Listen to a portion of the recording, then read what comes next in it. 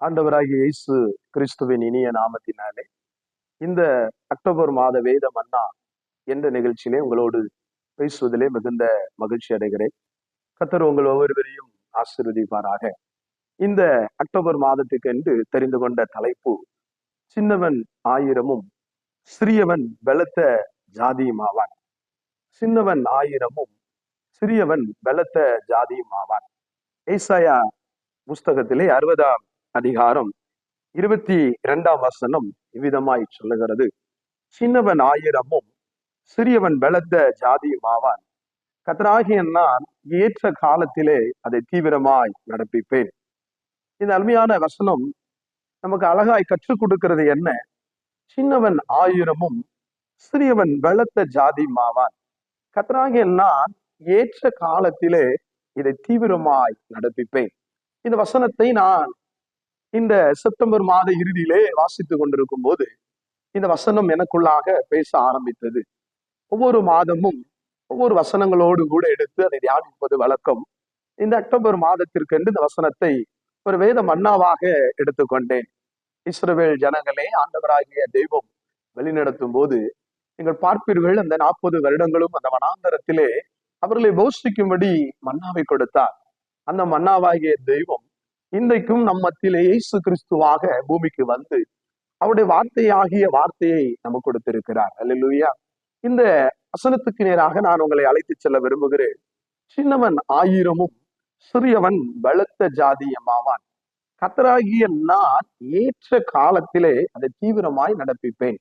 இன்றைக்கு ஒருவேளை அநேகருடைய வாழ்க்கையிலே ஒரு சின்னவர்களை போல ஒரு சிறியவர்களை போல காணப்படலாம்.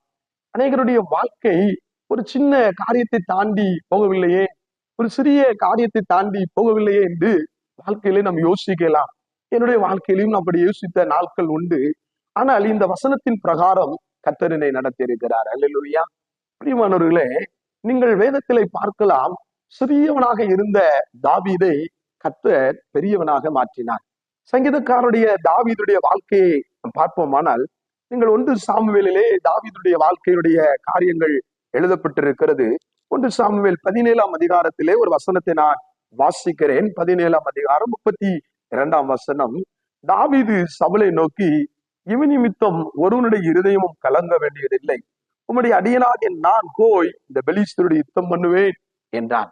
இங்கே பார்க்கிறோம், தாவீது அங்க ஈசாயுடைய குமாரனாக 8 பிள்ளைகளோடு அங்கு இருக்கிறான். அப்படி பார்க்கும் பொழுது அவனுடைய சகோதரர்களுக்குள்ளே மிகவும் சிறியவனாய், வளர்ச்சியிலே சிறியவன், கடைசி மகன். அவனுடைய வாழ்க்கையை நீங்கள் பார்க்கும் பொழுது தகப்பனார் சகோதரர்கள் தாவீதை மதிக்கவில்லை, தாவீதை ஒரு பொருட்டாக எண்ணவில்லை. அப்படி இருக்கும் பொழுது அவனுடைய வாழ்க்கை ஒரு சிறியவனாக தான் இருந்தது, ஒரு சிறு பிள்ளையை போலதான் இருந்தது. யாரும் மதிக்க முடியாத ஒரு சூழ்நிலையிலே காணப்பட்ட தாவீது. அதனால் அவன் ஆடு மேய்க்கிறவனாக தாவீது காணப்பட்டான். அவருடைய வேலைக்காரர்கள் கூட, அவருடைய தகப்பனார் வீட்டில் எல்லாருமே தாவீதை அப்படிதான் பார்த்தார்கள். ஆனால் ஆண்டவர் தாவீதை அப்படி பார்க்கவில்லை. அது ஏற்ற காலம் வரைக்கும் தாவீதை ஜனங்கள் பார்த்திருக்கலாம், மனிதர்கள் பார்த்திருக்கலாம், சகோதரர்கள் பார்த்திருக்கலாம், தகப்பன் பார்த்திருக்கலாம். ஆனால் இன்னைக்கு நம்முடைய வாழ்க்கையிலே அப்படி ஒரு சூழ்நிலை இருக்கலாம். நம்மளை உன் சிறியவன் தானே, உன் குடும்பம் ஒரு சிறியது தானே, இவருடைய வாழ்க்கையில என்ன இருக்கிறது என்று யோசித்திருக்கலாம். ஆனால் தாவீதுடைய வாழ்க்கையில நீங்கள் பார்ப்பீர்கள் என்று சொன்னால், இந்த 33ஆம் 1 சாமுவேல் 17:33 அப்படியாக தான் ஒரு சம்பவத்திலே சவுல் பார்க்கிறார். அங்கே இஸ்ரவேலுக்கு யுத்தம் நடக்கிறது. அங்கே கோலியாத் வந்து நிற்கிறார். இஸ்ரவேல் ஜனங்களுக்கு விரோதமாய் சவுலால் மேற்கொள்ள முடியவில்லை, இஸ்ரவேல் வீரர்களாய் மேற்கொள்ள முடியவில்லை. புதிர்ச்சியாக தாவீது தன் சகோதரர்களுக்கு உணவு கொண்டு போகும் பொழுது அங்கே உள்ள கோலியாத்தை பார்த்து, கோலியாத்துக்கு விரோதமாய் நான் யுத்தம் பண்ணுகிறேன் என்று சொல்லுகிறார். அந்த சம்பவமானது சவுலுடைய காதுக்கு கடந்து போகிறது. அங்கே சவுலிடத்திலே சொல்லும் போது தாவீது சொல்லுகிறார், இந்த 32ஆம் வசனம் 1 சாமுவேல் 17:32 தாவீது சவுலை நோக்கி, இவன் மித்தம் ஒருவனுடைய இருதயமும் கலங்க வேண்டியதில்லை. உம்முடைய அடியனாகிய நான் போய் இந்த பெலிஸ்தரோடு யுத்தம் பண்ணுவேன் என்றார். ஒரு பெரிய ராஜா சவுல், ஒரு பெரிய வீரன், மிகவும் உயரமானவன், நல்ல ஒரு வாட்டச்சட்டமான உடம்புள்ள ஒரு சவுல், அவனுக்கு முன்பாக சிறியவனாகிய தாவீது நிற்கிறார். மிகவும் சிறியவனாகிய தாவீது, அனுபவம் கிடையாது, ஆடு மேற்கிற அனுபவம் தான் உண்டு. ஆனால் தாவீதோடு கர்த்தர் உண்டு. பிரியமானவர்களே, ஒருவேளை நம்முடைய வாழ்க்கை ஒரு சிறியதை போல இருக்கலாம், ஒரு சின்னவனை போல இருக்கலாம். நம்மளை யார் உயர்த்த முடியும், நம்ம என்னைக்கு உயர்வோம் என்று ஒரு சூழ்நிலையிலே நம்முடைய வாழ்க்கை இருக்கலாம். ஆனால் ஒன்று நீங்கள் அறிந்து கொள்ளுங்கள், தாவீது கர்த்தரோடு இருந்தபடினால் கர்த்தர் ஏற்ற காலத்துக்கு தாவீதை ஆயத்தப்படுத்தினார். அந்த 1 சாமுவேல் 17:33 நீங்கள் வாசிப்பீர்களானால், அப்பொழுது சவுல் தாவீதை நோக்கி, நீ இந்த பெலிஸ்தியோனோடு எதிர்த்து யுத்தம் பண்ண உன்னால் ஆகாது, நீ இளைஞன், அவனோ தன் சிறு வயது முதல் யுத்த வீரன். சவுல் சொல்லுகிறார், தாவீதே நீ ஒரு இளைஞன், ஒருவேளை அங்க நிறைய வசனங்கள் எழுதவில்லை என்றாலும் நீ ஒரு சிறு பையன், உன்னால் ஒன்றும் செய்ய முடியாதப்பா, நீ அவனோட யுத்தம் பண்ண முடியாது.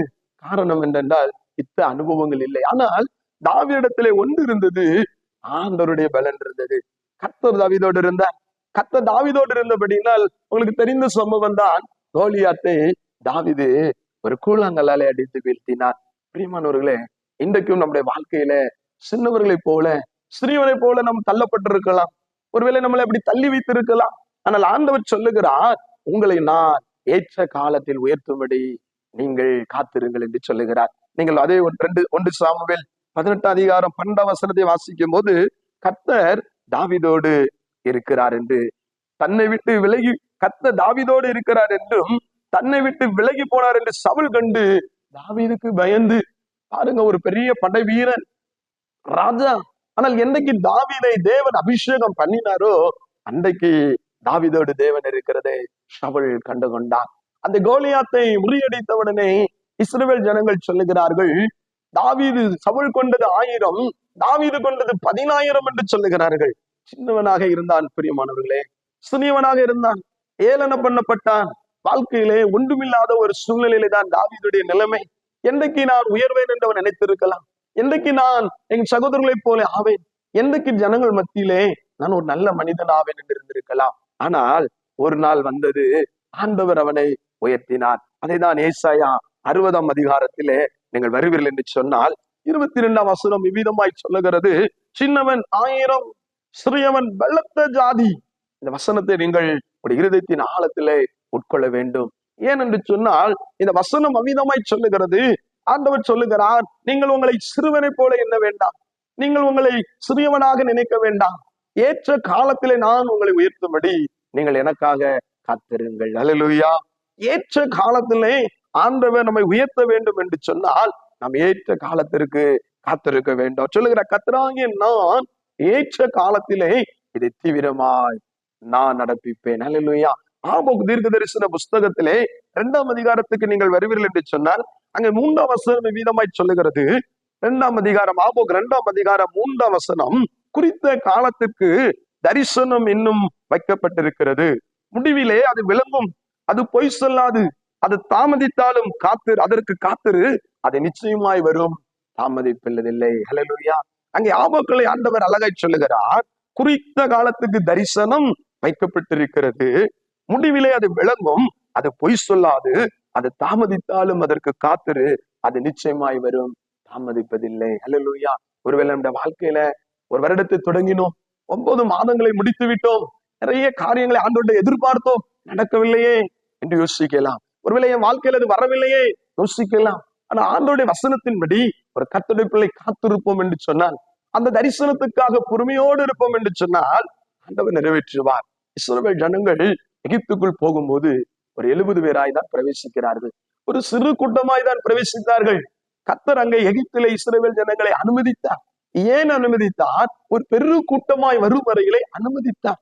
அநேக காரியங்களை கற்றுக்கொண்டார்கள். உபத்திரம் இருந்தது உண்மைதான், போராட்டம் இருந்தது உண்மைதான், கண்ணீர் இருந்தது உண்மைதான். ஆனால் ஒரு சிறு கூட்டமாகி அந்த சிறு கூட்டத்தை பலத்த ஜாதியாக்கும்படி பிரியமானவர்களே, அந்த பலத்த ஜாதியான உடனே அவர்களை புறப்பட செய்தார். ஒரு திரள் கூட்டத்தோடு அவர்கள் புறப்பட்டார்கள், ஒரு பெரும் சேனையோடு புறப்பட்டார்கள், சிறியவர்களாய் தான் வந்தார்கள். ஆனால் கர்த்தருக்காக காத்திருக்கும் போது கர்த்தர் அவர்களை பெரிய ஜாதியாக மாற்றுகிறார், அவர் பெரிய கூட்டமாக மாற்றுகிறார்.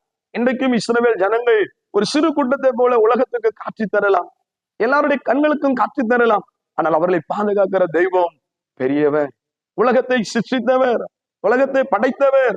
அவர் சொல்லுகிறார் ஏசாயா 60ஆம் அதிகாரத்திலே 22ஆம் வசனத்திலே, சின்னவன் 1000 சிறியவன் பலத்த ஜாதியாவான்.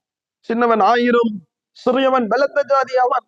இன்னைக்கு ஒருவேளை நினைக்கலாம் இஸ்ரவேல் ஜனங்களுக்கு விரோதமாக யுத்தம் பண்ணிவிடலாம் என்று.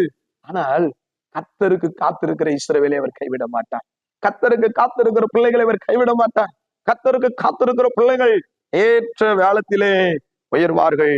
ஆண்டவர் தீவிரமாய் செய்வார். ஒருவேளை இந்த வருஷத்தின் 9 மாதங்களிலும் என் வாழ்க்கையில ஒண்ணும் நடக்கலையே, ஒரு சிறு பிள்ளை போலதானே, ஒரு சிறு வாழ்க்கை தானே வாழ்கிறேன் என்று ஒருவேளை நினைப்பீரானால் ஆண்டவர் உங்களை பார்த்து சொல்லுகிறார், பிரியமானவர்களே, நீங்கள் இந்த வருடம் கொடுத்த வாக்கு தத்தத்துக்கு காத்திருங்கள்.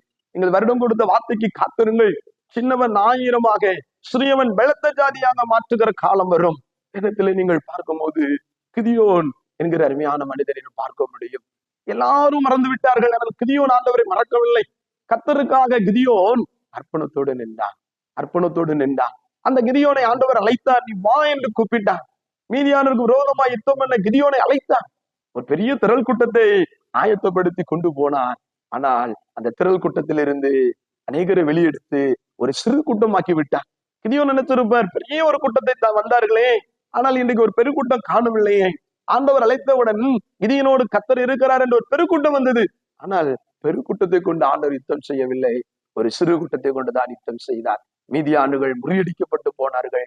ஆனால் ஒருவரும் யுத்தம் பண்ணவில்லை. கர்த்தர் கிதியோனோடு இருந்தார். பிரியமானவர்களே, கர்த்தர் தாவீதோடு இருந்தார். கர்த்தர் கிதியோனோடு இருந்தார். இன்றைக்கு நம்ம கூட ஆண்டவர் இருக்கிறார். கர்த்தர் அதை உங்களுக்கு சொல்லுகிறார். சின்னவன் 1000மும் சிறியவன் பலத்த ஜாதியாவான். கண்களை மூடி ஒரு விசை ஜெபம் பண்ணலாமா?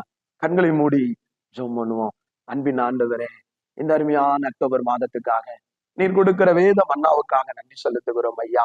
இஸ்ரவேல் ஜனங்களுக்கு ஆண்டவரே, நீ ஆண்டவரே மன்னாவாக 40 வருடங்கள் நடத்தினீரே அப்பா.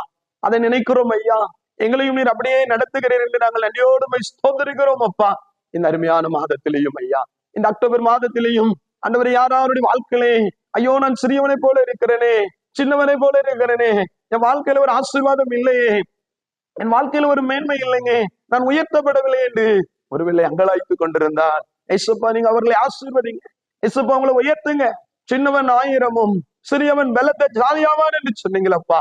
இந்த வார்த்தையை கேட்கிற ஒவ்வொரு பிள்ளைகளோடு கர்த்தாவினுடைய கரம் இருக்கட்டும். அவர்களை உயர்த்துங்கப்பா, பலத்த ஜாதியாக்குங்கப்பா. ஆண்டவரே, சவுல் கொண்டது 1000, தாவீது கொண்டது 10000 என்று சொல்லத்தக்கதாய் சிறியவனாகிய தாவீதை உயர்த்தினீங்களே அப்பா. சிறியவனாகிய கிதியோனுடைய குடும்பம், ஆனால் அவரை தானே பயன்படுத்தினீர் சுவாமி. ஆபோக் தீர்க்க தரிசனத்துல சொன்னது போல ஆண்டவரே, தரிசனம் ஒருவேளை தாமதித்தாலும் காத்திரு, குறித்த காலத்திலே நிறைவேறும் என்று சொன்னீங்களப்பா. ஆண்டவரே, இந்த மாதம் அது நிறைவேறட்டும். கண்ணீரோடு கவலையோடு துக்கத்தோடு கூட யாராவது இருப்பார்களானால் அவருடைய கண்ணீர்களும் கவலைகளும் துக்கங்களும் மாறட்டும் ஐயா. கர்த்தர் அற்புதங்களை செய்யுங்க ஆண்டவரே. இந்த வருஷத்தை கடக்கும் முன்பாக எங்களுடைய பிள்ளைகள் உயர்ந்திருக்கட்டும் ஐயா. அந்த ஏற்ற காலம் இந்த ஆண்டாக இருக்கட்டும் என்று செபிக்கிறோம் ஆண்டவரே. இந்த மாதம் நீர் கொடுத்த மன்னாவாகிய வார்த்தை, சின்னவன் 1000மும் சிறியவன் பலத்த ஜாதியாவான், பலத்த ஜாதியாவான். இந்த நாம மேம்பட்டதுக்காக ஸ்தோத்திரம். இயேசு மூலம் ஜெபிக்கிறோம் ஜெபங்களிலும் நல்ல பிதாவே. ஆமென், ஆமென், ஆமென். கர்த்தருடைய நாமம் மேம்பட்டதுக்காக கர்த்தரை ஸ்தோத்திரிக்கிறேன். ஆண்டவர் இந்த மாதம் முழுவதும் உங்களோடு கூட இருந்து உங்களை நடத்துவார், பெரிய ஜாதியாக்குவார். சின்னவராக இருக்கலாம், ஆண்டவர் உங்களை பெரிய ஜாதியாக்குறார். கர்த்தர் நாமம் மேம்படுவதாக. ஆமென்.